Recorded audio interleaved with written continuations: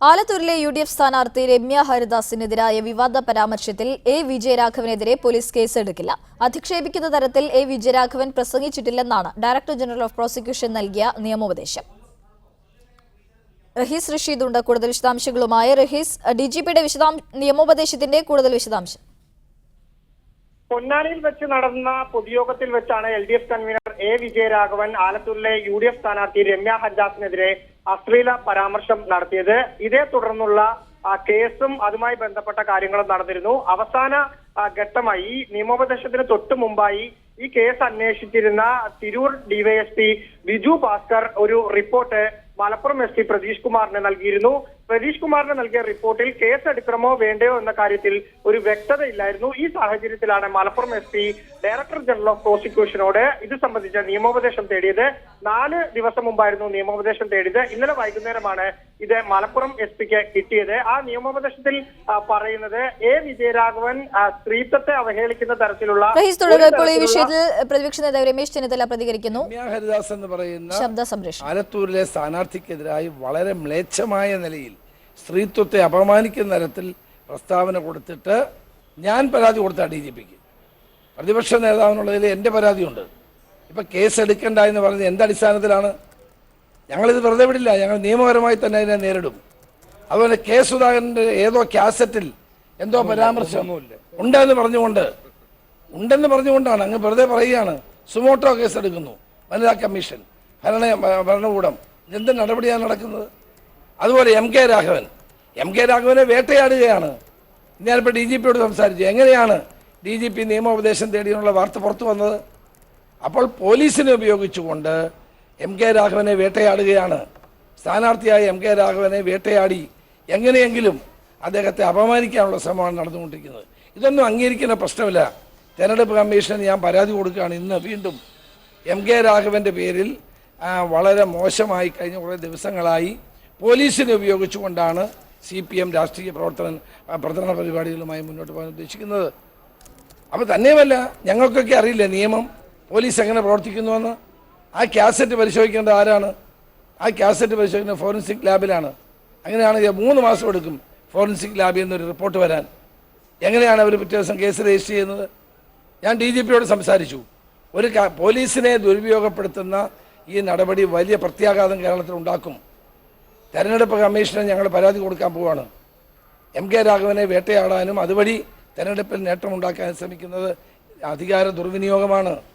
ഇത് തെരഞ്ഞെടുപ്പ് കമ്മീഷൻ പരിശോധിക്കണം. വളരെ തെറ്റായ നടപടിയാണ്.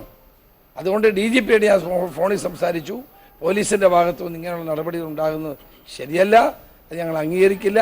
നിയമപരമായി ഞങ്ങൾ മുന്നോട്ട് പോകും. തെരഞ്ഞെടുപ്പ് ചട്ടങ്ങളുടെ നഗ്നമായ ലംഘനമാണ് കേരളത്തിൽ നടന്നുകൊണ്ടിരിക്കുന്നത്. വിജയരാഘവൻ ചെയ്ത പരാമർശം ശരിയായില്ല എന്ന് CPMന്റെ സെക്രട്ടറി ഉൾപ്പെടെ തന്നെ അഭിപ്രായപ്പെട്ടതാണ്. ആ സാഹചര്യത്തിലാണ് ഇപ്പോൾ അതിൽ കുഴപ്പമില്ല എന്ന് പറഞ്ഞ് പോലീസ് അത്തരത്തിലൊരു പ്രോസിക്യൂഷൻ ഉപദേശം ലഭിക്കുന്നത്. ഡയറക്ടർ ജനറൽ ഓഫ് പ്രോസിക്യൂഷൻ ആരാണെന്ന് എല്ലാവർക്കും അറിയാം. സർക്കാരിൻ്റെ നോമിനിയാണ്. അവിടെ ആ ഒരു ഉപദേശം എന്ന് പറയുന്നത് സർക്കാരിനും അവരുടെ പാർട്ടിക്കും അനുകൂലമായിട്ട് മാത്രമേ വരികയുള്ളൂ. വാസ്തവത്തിൽ അടിയന്തരമായി വിജയരാഘവനെതിരെ കേസെടുക്കുകയാണ് വേണ്ടത്. അവരെടുക്കില്ല എന്നറിയാം. അതുകൊണ്ട് നിയമത്തിൻ്റെ വഴിയിലൂടെ പോകാൻ രമ്യ ഹരിദാസ് തീരുമാനിച്ചിട്ടുണ്ട്. അതിന് പാർട്ടിയും UDFും പൂർണ്ണ പിന്തുണ നൽകും. കേന്ദ്ര തെരഞ്ഞെടുപ്പ് കമ്മീഷൻ സമീപിക്കാനുള്ള സാഹചര്യമുണ്ട്. അതും ഞങ്ങൾ ആലോചിച്ചുകൊണ്ടിരിക്കുകയാണ്. കേന്ദ്ര തെരഞ്ഞെടുപ്പ് കമ്മീഷൻ MK രാഘവൻ്റെ കാര്യത്തിലും കേന്ദ്ര തെരഞ്ഞെടുപ്പ് കമ്മീഷനെ സമീപിക്കാൻ ഞങ്ങൾ ആലോചിക്കുന്നുണ്ട്. കാരണം ഒരു സ്ഥാനാർത്ഥിയെ, 2 സ്ഥാനാർത്ഥികളെ, UDFിൻ്റെ 2 സ്ഥാനാർത്ഥി രമ്യ ഹരിദാസിനെയും MK രാഘവനെ പോലീസിന് ഉപയോഗിച്ചുകൊണ്ടാണ് ഇപ്പോൾ വേട്ടയാടുന്നത്. എല്ലാ വാർത്തകളും പത്രത്തിൽ കൊടുക്കുന്നു.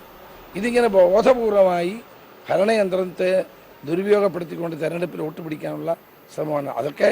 അതിനെല്ലാം നമ്മൾ അതിജീവിക്കും. സുധാകരൻ്റെ കാര്യത്തിലും കെ സുധാകരൻ്റെ കാര്യത്തിലും ഇതേ നിലപാടാണ് ഉണ്ടായിട്ടുള്ളത്.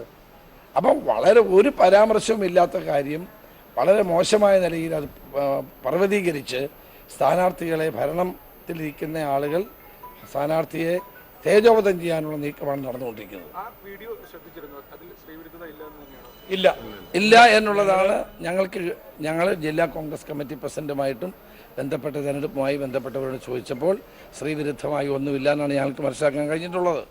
അവർ ആ റിപ്പോർട്ടാണ് ഞങ്ങൾക്ക് പാർട്ടിക്ക് നൽകിയിട്ടുള്ളത്. അപ്പോൾ ഇതൊന്നും ശരിയായ നടപടിയല്ല.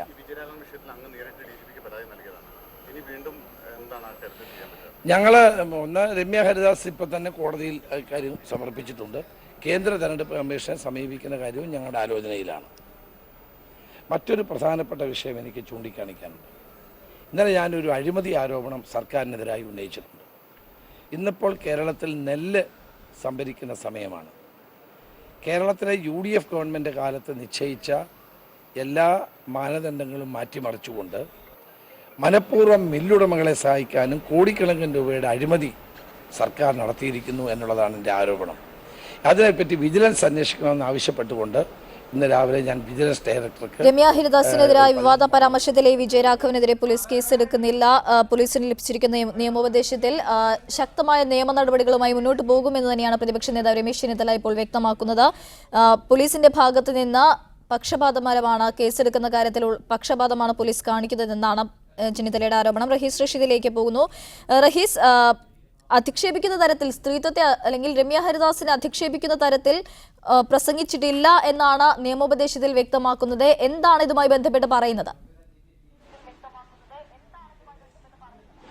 രമ്യ ഹരിദാസിനെ അധിക്ഷേപിച്ചു എന്ന തരത്തിൽ, അതായത് സ്ത്രീത്വത്തെ അപമാനിച്ചു എന്ന തരത്തിലുള്ള പരാതിയാണ് രമ്യ ഹരിദാസ് പോലീസിന് നൽകിയത്. ഒപ്പം പ്രതിപക്ഷ നേതാവ് രമേശ് ചെന്നിത്തല DGP ലോക്നാഥ് ബെഹ്റയ്ക്കും ഒരു പരാതി നൽകി. പൊന്നാനി മണ്ഡലം യൂത്ത് കോൺഗ്രസിന്റെ പ്രസിഡന്റ് ഒരു പരാതി പൊന്നാനി പോലീസ് സ്റ്റേഷനിൽ നൽകി.